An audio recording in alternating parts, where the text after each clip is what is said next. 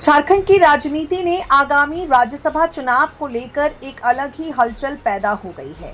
Bharatiya Janata party ने राज्यसभा चुनाव के मद्देनजर अपना उम्मीदवार मैदान में उतारने का फैसला किया है, जिसके बाद झामुमो ने चुनाव आयोग को पत्र लिख दिया है।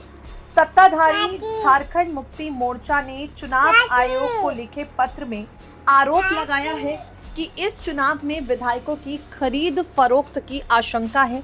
साथ ही बाहरी दबाव के जरिए विधायकों को प्रभावित करने की कोशिशें हो रही हैं। राज्यसभा की 2 सीटों के लिए 18 जून को चुनाव आयोजित किए जाएंगे।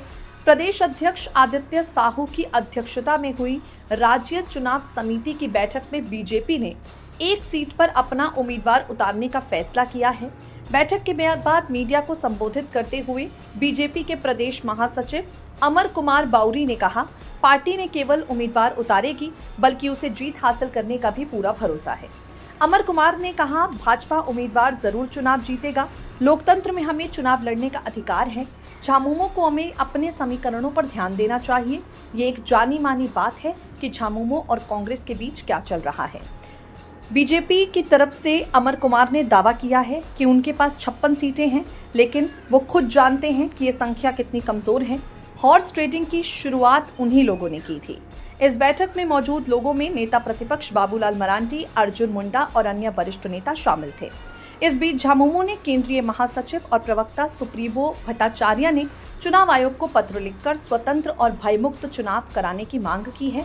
चुनाव प्रक्रिया के दौरान केंद्रीय तथा राज्य जांच एजेंसियों पर कड़ी निगरानी रखने की भी मांग की है। सुप्रियो ने पत्र में लिखा, सत्ताधारी गठबंधन के 81 सदस्यीय विधानसभा में 56 विधायक हैं। इस गठबंधन में झामुमो, कांग्रेस, आरजेडी और सीपीआई एमएल शामिल हैं। राज्यसभा के किसी उम्मीदवार को जीतने के लिए 28 प्रथम वरीयता वाले वोटों की जरूरत है और इसीलिए ये गठबंधन चुनाव में जा रही दोनों सीटों पर जीत हासिल करने की स्थिति में है। इसके बाद झामुमो ने आरोप लगाया है, विधानसभा में भाजपा के पास केवल 21 विधायक होने के बावजूद बाबूलाल मरांडी और आदित्य साहू समेत भाजपा के वरिष्ठ नेताओं ने घोषणा की थी कि पार्टी चुनाव लड़ेगी। इससे विधायकों की खरीद फरोख्त करने या उन्हें पैसे का प्रलोभन, अनैतिक बाहरी दबाव और डरा धमकाकर प्रभावित करने की कोशिश की आशंकाएं पैदा हो गई हैं।